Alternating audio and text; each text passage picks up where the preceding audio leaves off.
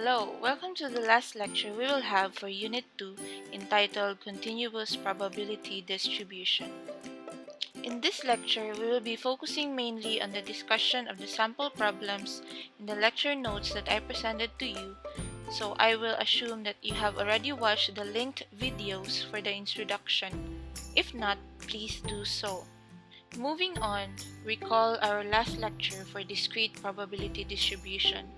Remember that in a discrete probability distribution, the random variables are to assume a distinct value within the probability distribution. That's why we can construct a probability distribution table with our data. However, in continuous probability distribution, the random variable can take any value in an interval. For example, consider the experiment of filling 12-ounce cans with coffee and let x be the amount of coffee in a randomly chosen can. Find the values of the random variable x. Here, x can take any value between 0 and 12, that is, x is greater than or equal to 0 but less than or equal to 12. Hence, x here is a continuous random variable. Some examples of continuous random variables are the yearly income for a family, the amount of oil imported into Turkey in a particular month, the change in price of a store of IBM common stock in a month, the time that elapses between the installation of a new component and its failure, and the percentage of impurity in a batch of chemicals. Moreover, there are three basic differences between a continuous and a discrete probability distribution. First, the probability that a continuous variable will take a specific value is equal to 0. Because of this, we can never express continuous probability distribution in a tabular form. Thus, we require an equation or a formula to describe such kind of distribution. Such equation is termed as probability density function or PDF. The first model that we will discuss for this lecture is the uniform model. It states that every interval of a fixed length has the same probability. Random variable x is uniformly distributed over the interval from a to b if it has the following probability density function shown here. With that, we have the formula for the mean of a uniformly distributed random variable, a plus b over 2, and the variance is given by b minus a squared over 12. Here is our first example. A quality control engineer knows that the amounts of fill that a machine puts into 12-ounce bottles are equally uniformly distributed between 11.9 and 12.4 ounces. Find the mean and the percentage of bottles containing more than 12 ounces. Using the formula for the mean, the average fill per container is then calculated to be 12.5 ounces. Next, we are to find the percentage of bottles containing more than 12 ounces. The probability that x is greater than 12 is then this formula. 12.4 here is b and 11.9 is a. Our limits here are 12 and 12.4. 12 is from what is asked up to 12.4. Why 12.4? Because 12.4 is the last value in our probability distribution. Then by evaluating the integral, we get a value of 0.8 or 80%. The standard deviation of fills is then 0.4 ounces. The second model is the normal distribution, particularly the standard normal distribution. It is a continuous symmetric bell-shaped distribution of a variable. The normal distribution curve is a theoretical curve. It is used in actual applications wherein there are variables that are not perfectly normally distributed but are nevertheless approximately normal. The shape and position of a normal distribution curve depend on two parameters, the mean and the standard deviation. Another important consideration in applied statistics is that the area under the normal distribution curve is used more than often than the values on the y-axis. Therefore, when a normal distribution is pictured, the y-axis is sometimes omitted. A normal distribution curve can be used as a probability distribution curve for normally distributed variables. The area under the standard normal distribution curve can also be thought of as a probability. And in finding the area under the standard normal distribution curve, we can utilize the z-value. We can calculate the area to the left of any value z, or to the right, or in between two z-values. Another way to find the area under the standard normal distribution curve is by using this formula, where sigma is the standard deviation, mu is the mean, and x are the limits. Let's first try to answer this next example using the formula. Each month, an American household generates an average of 28 pounds of newspaper for garbage or recycling. Assume that the standard deviation is 2 pounds. If a household is selected at random, find the probability of it generating first between 27 and 31 pounds per month. Here, the mu is 28 and sigma is 2 pounds. Solving for the equation in our calculators, we find that the probability is 0.625. Notice here in the graph below that 28 is the mean, which is at the center for a standard normal distribution. 27 is on the left and 31 is on the right. We are actually solving here for the area in between 27 and 31. Then for letter B, the probability of a household generating more than 30.2 pounds per month. We are interested of the area to the right of 30.2, but using the formula given, we can only solve for the area to the left of 30.2. So our answer here should be subtracted from 1, assuming that what we know is that the total area under the standard normal distribution curve is 1. 0.864 then is to be subtracted from 1, which is equal to 0.136. This is the area corresponding to the right of 30.2. Next, we will solve the same problem by using the z-value. The z-value, remember, is actually the number of standard deviations that a particular x value is away from the mean. Then recall this formula, z equals to x minus mu over sigma, or the value minus mean over the standard deviation. For example, if the value z is equal to 1.39, we can locate 1.3 on the vertical side of the z-table and 0.09 on the horizontal side of the z-table.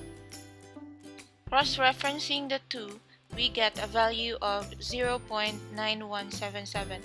This is the area to the left of 1.39. Now let's move on to examples finding the area to the left of a given value z.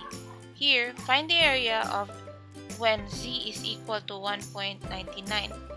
That is calculating the area to the left of 1.99. Now, looking at the z-table, locate 1.9 on the vertical axis and 0.09 on the horizontal axis.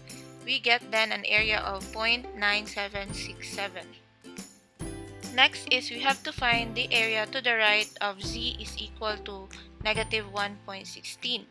Pulling up the z-table, negative 1.1 is located on the vertical axis and 0.06 is on the horizontal axis. We then find the area to the left of negative 1.16 to be 0.1230.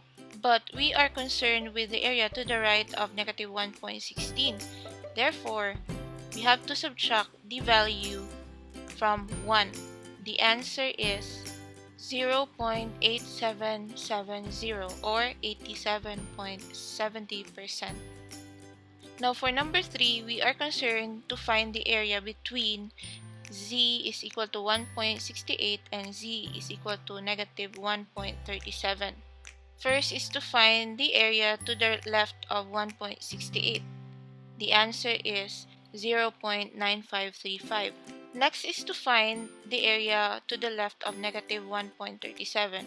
We find that to be 0.0853. To solve for the final answer, just subtract the areas of the two. The answer is 0.8682. We are now ready to answer the same problem using the z values, taking note that the mean is 28 and the standard deviation is 2. The first step for letter A is finding the z values of 27 and 31. Solving for the z value for 27, we get a value of negative 0.5. The corresponding area to the left of negative 0.5 is equal to 0.3085. Next is to solve the z value of 31. This is equal to 1.5. The corresponding area to the left of 1.5 is equal to 0.9332. To solve for the area in between 27 and 31, remember that the area to the left of 27 we found out to be 0.3085, and then the area to the left of 31 is 0.9332. Subtracting the two, we get a total area of 0.6247. That is the area in between 31 and 27. For letter B, we are to find the probability of a certain house generating more than 30.2 pounds per month. We are concerned here of the area to the right of the z value of 30.2. Solving for the z value, that is equal to 1.1. And the area to the left of 1.1 is 0.8643. Hence, the area to the right of 1.1 is 1 minus 0.8643, which is 0.1357. The probability that a randomly selected household will accumulate more than 30.2 pounds of newspapers is therefore 13.57%. Lastly, we have the exponential distribution. The first probability experiment here follows a Poisson distribution, the number of events that occur in an interval of time. We are concerned here with a distinct number of events, while the second example follows an exponential distribution, the time taken between two events occurring. It follows a time interval. Next, we have the actual probability equations for an exponential distribution, where lambda, the Greek symbol lambda, is the average number of events in one unit of time, x is the time between two events, and the small letter x refers to a particular time. By differentiating f of x, the probability density function of x is calculated to be f of x is equal to lambda e to the negative lambda times x, where x here is greater than or equal to 0 but is less than infinity. We can calculate also the mean and the variance by the following equations. Here, the parameter lambda must be greater than 0. The area under the graph of the exponential density function is equal to 1. Exponential random variables are commonly used to represent the lifespan of electronic components, the duration of telephone calls, the waiting time in a doctor's office, and the time between successive flight arrivals and departures in an airport. You may want to pause the video to read the problem here. The problem here requires us to find the probability of the following events, given a service rate of 6 per hour. For letter A, find the probability that the service is completed fewer than 5 minutes.